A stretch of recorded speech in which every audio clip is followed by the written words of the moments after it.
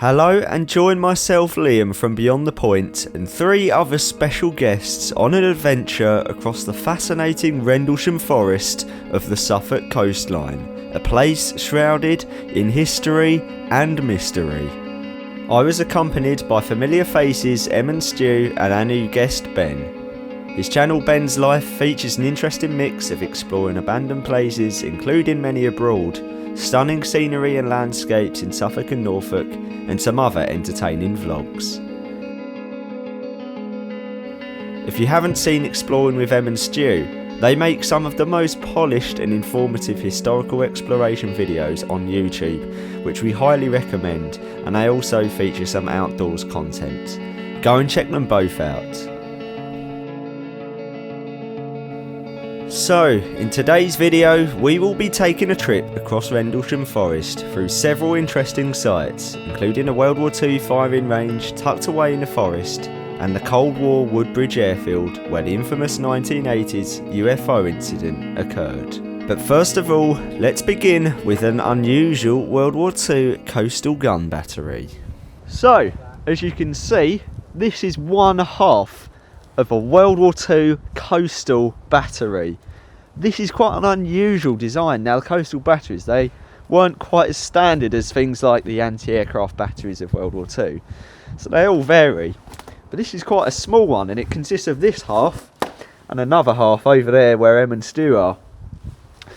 But we're coming down into the indoor parts now, and this is the crew shelter. So this is where the gun crew would have probably relaxed, probably awaited orders to man the guns in case there was any shipping coming by that they needed to prepare to fire against. And we can tell it was a rest or a work area, some sort of office, because we've got where would have been a little stove.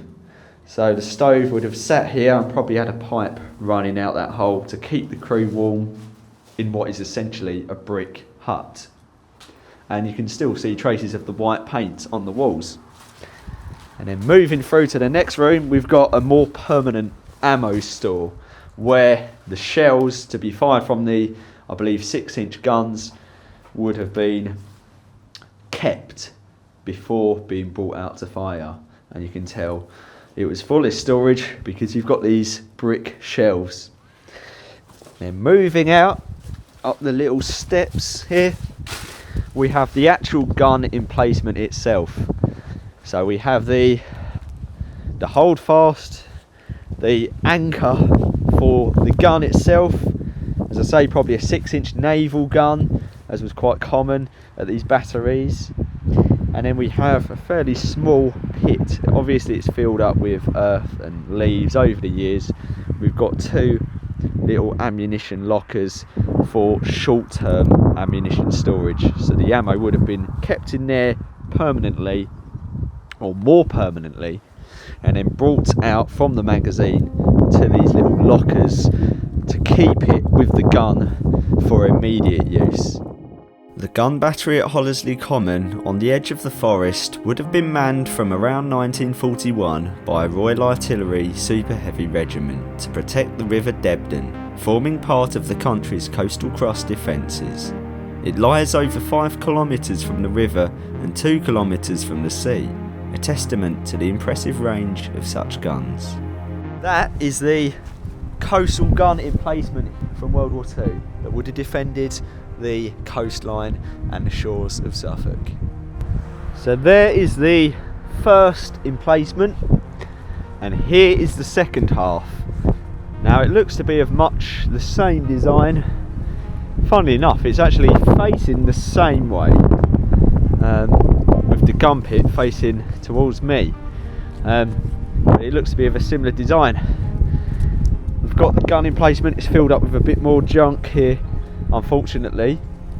And then we've got the magazine and the crew shelter over here.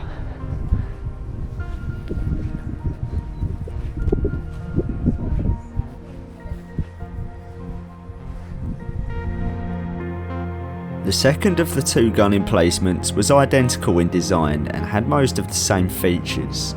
It had suffered from fly tipping, and the area was heavily overgrown until recently. Now you might wonder what Stu's doing here. He hasn't asked the plot yet. He's actually doing a cinematic FPV style of shot that I think adds a lot of creativity to their videos. He was kind enough to film one for me and let me have a go at editing it myself.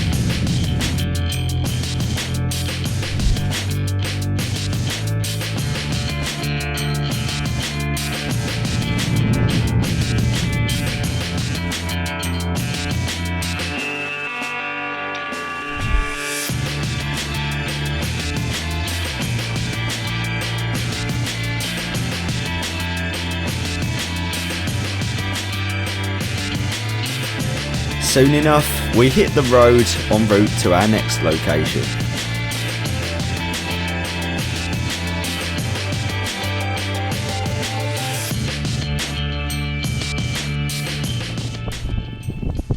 So we've finished looking at the World War II coastal battery. That was pretty cool. And now we're moving deeper into Rendlesham Forest. And we're going to have a look at a World War II firing range that Em and Stu are going to show us, which sounds pretty cool. I've not seen it before, so let's go and take a look. Rendlesham Forest's bizarre rows of trees were first planted around 1919 for commercial timber production. We've finally made it to the World War II firing range. Now this was very isolated, although there's some dog walkers over there. Hopefully that's not a problem, but this looks like a real gem, very tucked away. So the sandbank up here is the original butt stop where the bullets would have come to a stop in the sand, and since it's been eroded by mountain biking, but you can see some little bits of wood that would have supported the mound originally. And to the right is the target area where the targets would have been winched up above this shelter for the crew. The bullets would have come over their heads, pass through the paper targets into the butt stop, and then the targets would be winched down. The holes would be recorded and probably stickered over or something, pasted over, and then a new target would be winched back up again.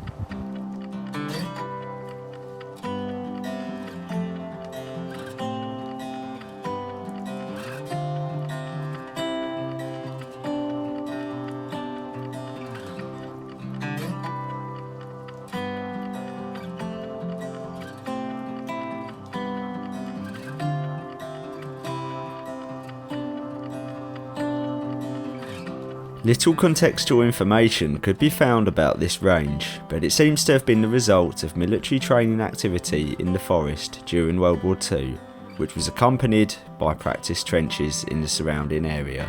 We bumped into a local who used to shoot at the range in the 1970s after its military use, and he said it actually dated back as far as 1911, so including the First World War.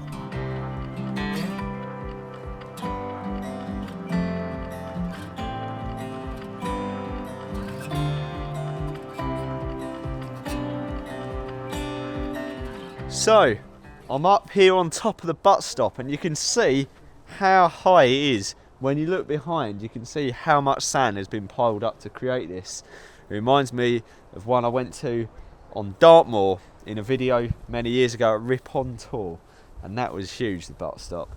And you can see down there, there's the targets, and then over there in the distance would have been the actual firing positions, and that is now a pig farm. So there's not much sign of that, but there's one more little bit of a building that we still need to look at.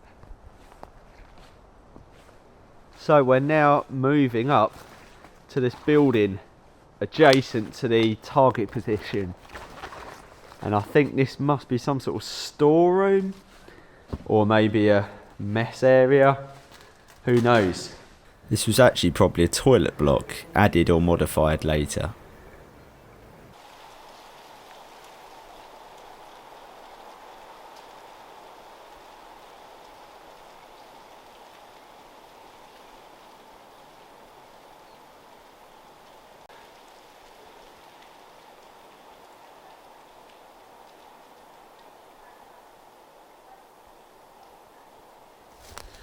So one thing to just note about the range here is it wasn't only used in World War II or even earlier maybe.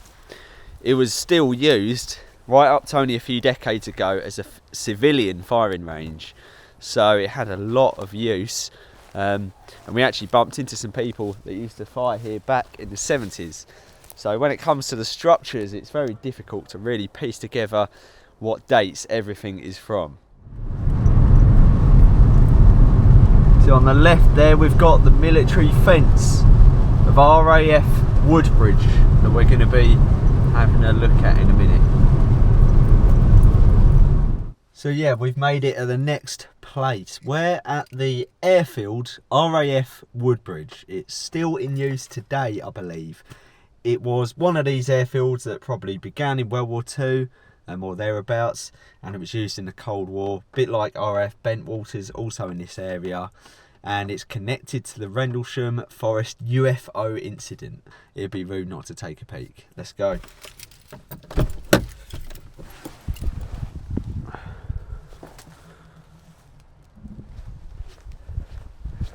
So we're now heading over to the bomb stores of RAF Woodbridge, and we're going to take a look at the bomb stores through the fence, because they're pretty cool and they're quite cool to see even from the outside. Back in, I think it was the 80s with the Rendlesham Forest incident. 1980 that happened. There we go, 1980. And they had this bizarre occurrence with the so-called UFO. So there's a lot of mystery surrounding these bases out here. We first passed the airfield's bomb stores. During the Cold War, the airfield was manned by the United States Air Force from 1952 to 1993, and it was rumoured that nuclear bombs were stored here without public knowledge. The airfield began life in 1943 under the RAF to assist damaged aircraft in landing. In 2006, it became MOD Woodbridge under the British Army and includes Rock Barracks, with parts of the site being disused. Whilst it was announced in 2016 that the site would fully close by 2027, it was then stated 3 years later that the barracks would actually remain open.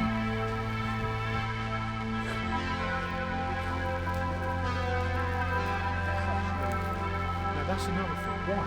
It's all abandoned. Why are they aiming out on places that are completely obsolete? That's the problem. This is the problem. Most of the airfield's original infrastructure was replaced in the Cold War by the USAF, and its hardened aircraft hangars have become trademark. These reinforced concrete hangars were designed to sustain conventional and nuclear near-miss bomb strikes, and would have housed the deadly A-10 Thunderbolt attack aircraft still in service today, nicknamed the Warthog. I don't know if you can hear this, but that's actual soldiers watching the football in that massive hangar. And I can see there's two soldiers standing out the front. That's mental. How is this so close to the path?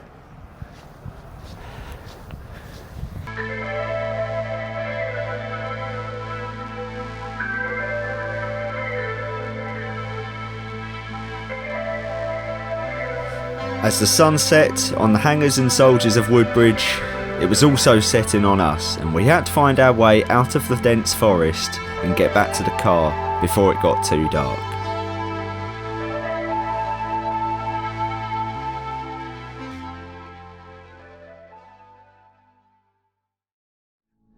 I'm glad to have made it out of Rendlesham Forest alive. Now, as you can tell, it's been getting too dark to film a proper outro, so I didn't give Ben and Em and Stu a proper good chance to really say goodbye. So I'm going to say please do go and check out Exploring with Em and Stu and Ben's Life. They're great channels. I've watched them myself for years, and they're great people as well. It's great to meet Ben for the first time and great to catch up with Em and Stu.